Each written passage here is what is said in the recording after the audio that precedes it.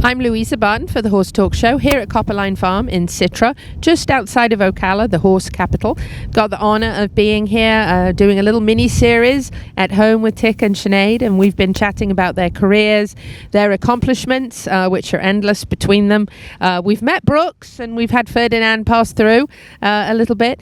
I want to take it over now to Sinead and have her tell me kind of what's on her bucket list. What does she have left to accomplish? Do we have all day? Yeah, I mean, I think there's obviously that elusive Olympic Games. I was alternate at London and an alternate for Rio, so I've just missed it a couple of times. So I'm very hungry for that chance again. I'd love to compete at badminton. I've done Burley a couple of times, but the badminton is certainly on my list. Somewhere out there, I would love to go back to England for a year or two with Tik and Brooks.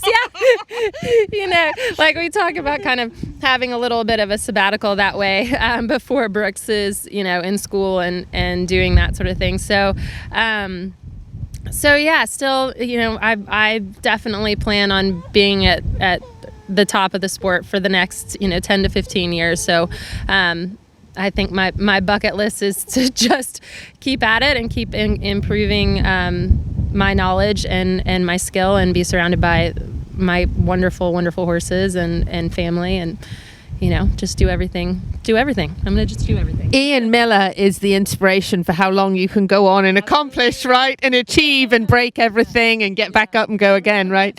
So what would be a key thing that you think would get you to the Olympics? Is it the right horse? Is it what is it that would get you that accomplishment? Well, look, the Olympics are such an elusive thing. Obviously, they supposedly happen every 4 years, but now, things are on a bit of a strange tilt. It is the stars aligning. You have to have more than one excellent horse. You have to have a body of work. You have to have a handful of excellent horses, just in case the first excellent one has an abscess on the day. You have to continuously be producing the results. You have to have a strong team of supporters. You have to have a great program in the barn. All of these pieces that hopefully all of that prep meets the opportunity and the timing, and it happens to be an Olympic year.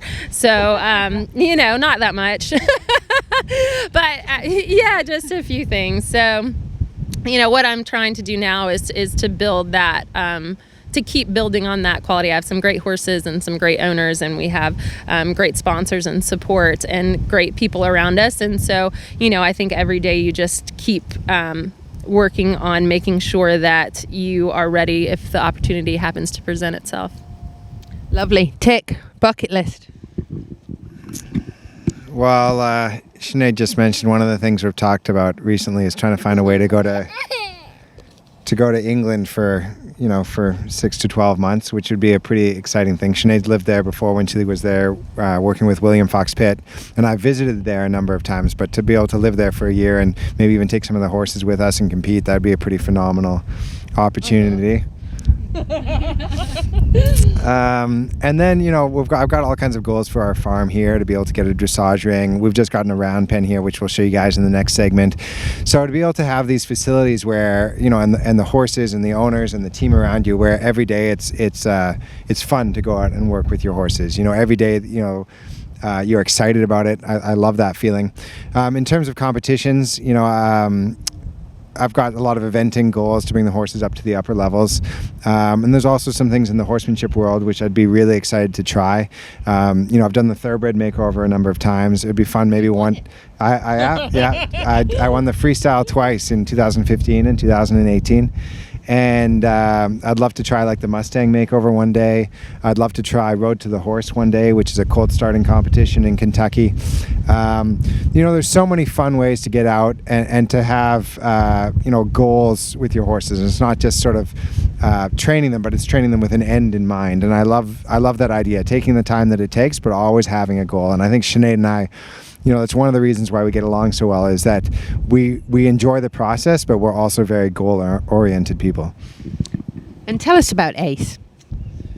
I'm going to pass that off to Sinead. I love the ACE program, but Sinead is the brainchild. Sinead is the brainchild behind it, so I think I'm going to let her speak about that.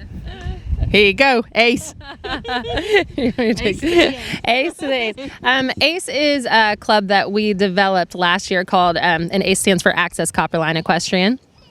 And we've lost a shoe. And what we really wanted to do was to start to create a community that all works together. I mean, there's obviously, you've got riders and you've got sponsors and that type of deal, but we wanted to create kind of a space where everybody networked and worked together. So instead of this club being strictly educational or strictly sponsorship, we created different tiers so that we've got corporate members that are involved, and obviously their needs with us are different. They, obviously we advertise, we work with them, we introduce them to our staff, our clients, and then we've got members that live in California that have a real educational need from us, so they get discounts to a lot of lesson programs, they get newsletters, they get information tidbits, that type of thing. We have different members that are in training with us, they have horses in training with us more frequently, so there's a level of membership there.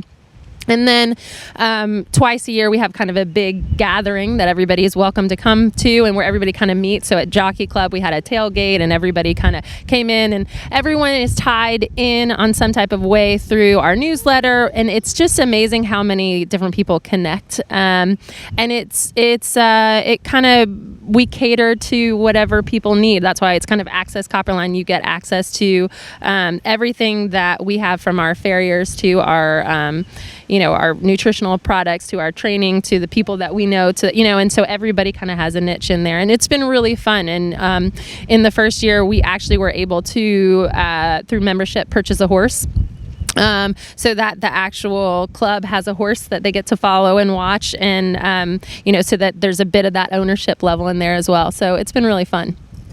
Mm-hmm. So it's really connecting, networking, learning, opportunities. I noticed there was some learning from the Horseman's University involved in that too, which is great. We love Jake and Nick; they're wonderful. So that's fantastic. You find that all on your website, all the information about ACE. Wonderful. So any last thing you want to add? Future plans? Have we got a little rider up and coming? No, he has to pay for his parents' habit, so no. I'm thinking like save the world in some type of tech type of way. No, I mean, I think horses is a great way of life, and I think it's a great way to grow up. I think we all grew up around horses, and it teaches you empathy, and it teaches you hard work and being outside. It keeps you out of a lot of trouble.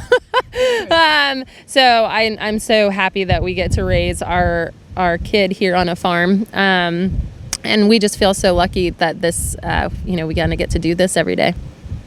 Incredible. At home with Tik and Sinead, really two legends in the eventing world, as well as in horsemanship. Loved seeing those two worlds come together in such a beautiful place right here near Ocala, with Brooks and Ferdinand. Got to meet the whole family. Absolutely wonderful experience, and really an honor for me. I'm Louisa Barton with the Horse Talk Show.